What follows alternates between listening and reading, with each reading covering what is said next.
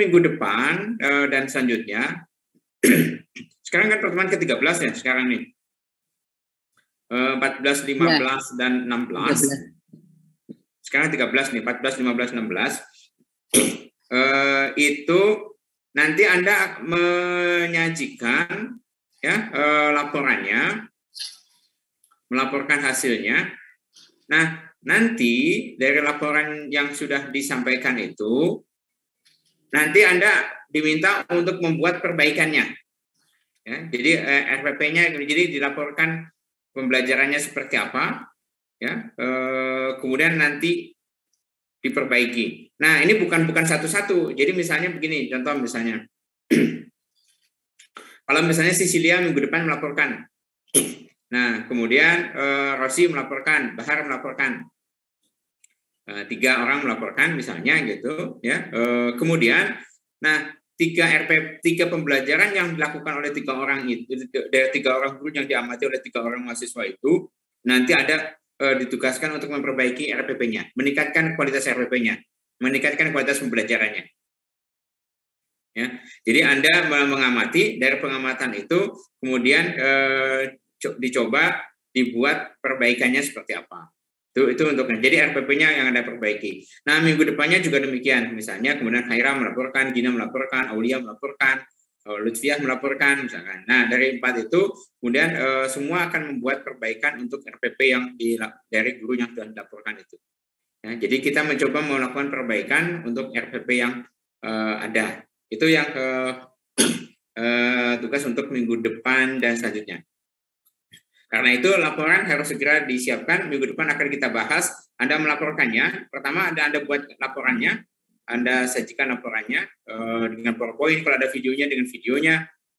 Kemudian sehingga kita bisa membuat perbaikan dari situ. Semakin detail laporannya, semakin baik. Jadi laporannya jangan terlalu global. Karena kalau terlalu global susah kita membuat perbaikannya. Ya.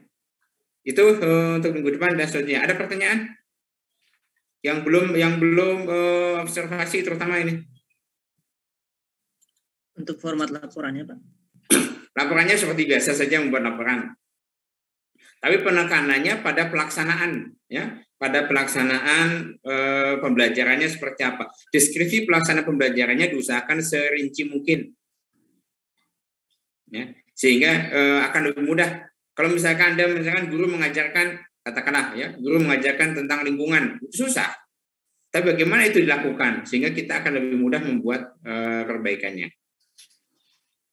Terus mungkin bisa ditambahkan juga Pak, kalau kalian bisa memperoleh RPP-nya itu juga bisa lebih bagus. Betul. Nanti jadi kita lihat kesesuaian antara RPP dengan pelaksanaannya gitu. Jadi nanti bisa dilihat bagaimana apa ya, misalnya perlu masukan, perlu perbaikan di daerah mananya begitu. Ya Pak Ari ya, jadi ada RPP yang bisa juga kita lihat kalau Anda bisa dapatkan RPP-nya. Ya, begitu ya. Kemudian itu kan kita jumlahnya 14 ya. Jadi mungkin minggu depan 4 gitu ya Pak Ari ya, atau 4-5 gitu. Mungkin ya, 4 ada 5 kan itu 14 ya? Ya 554 ya Bu Widi. 554 ya berarti ya 554 ya. Gitu mungkin ya 554 yang kita coba ini kan ya.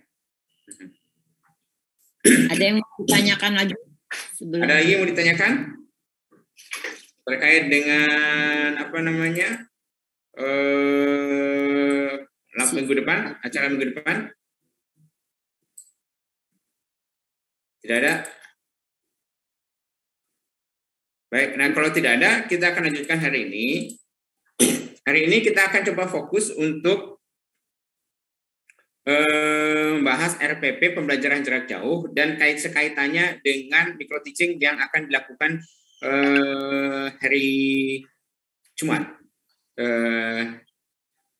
Bahan untuk micro teaching ini sudah dikirimkan ya, takut Anda terpikir lagi ya. nggak ada yang atur lagi. Kelas lain dapat, kelas ini kelas yang membuat saya kelas saya justru tidak mendapatkan dan nggak bertanya gitu. Kelas lain mereka justru pada dapat sebelumnya.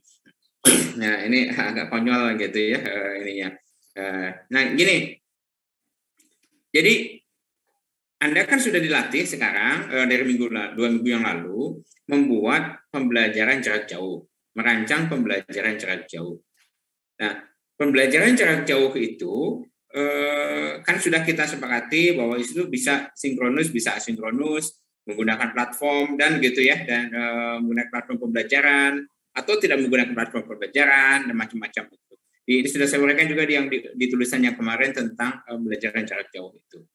Nah, hari ini kita akan coba cek RPP yang sudah Anda buat, yang sudah Anda susun, apakah kira-kira bisa dimanfaatkan untuk proses micro teaching, untuk micro teaching hari Jumat atau tidak. Nanti kita lihat bila mana perlu ada modifikasi dan seterusnya.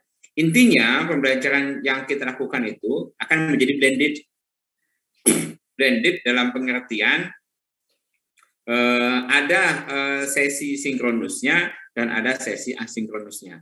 Itu menjadi blended sebetulnya yang kita lakukan itu. Jadi kalau pembelajaran jarak jauh sesungguhnya yang ini kan yang biasa itu, yang seperti universitas terbuka itu, ya dikirim saja ininya. Nah, blended yang kita lakukan bukan blended dengan tatap muka, tapi blended antara sinkronus dan asinkronusnya. Ya, karena tidak didesain untuk pembelajaran tatap muka ininya. Itu mungkin silakan kita hari ini akan ada konsultasi Anda untuk menyajikan RPP-nya. Kalau nanti ada perlu perbaikan, kita harus perbaiki supaya yang Anda bisa siap kaitan dengan micro teaching-nya juga sekalian. Ya.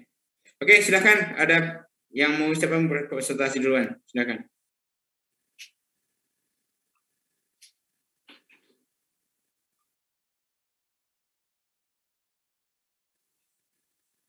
Tidak ada? Sudah beres semuanya?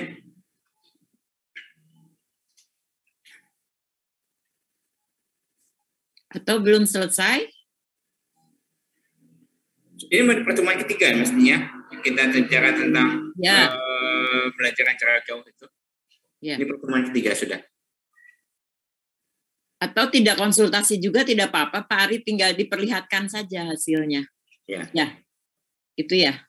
Ya, kalau sudah nggak ada masalah, alhamdulillah. Saya bahagia kalau mahasiswa diberi tugas dan tidak ada masalah. Lagi. Saya lebih senang gitu, lebih bahagia. Karena artinya nggak perlu banyak, nggak perlu ada perlu banyak bimbingan lagi, sudah beres gitu. Bapak, saya izin konsultasi, Pak. Silakan.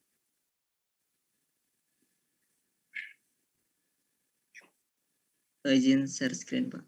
Ya.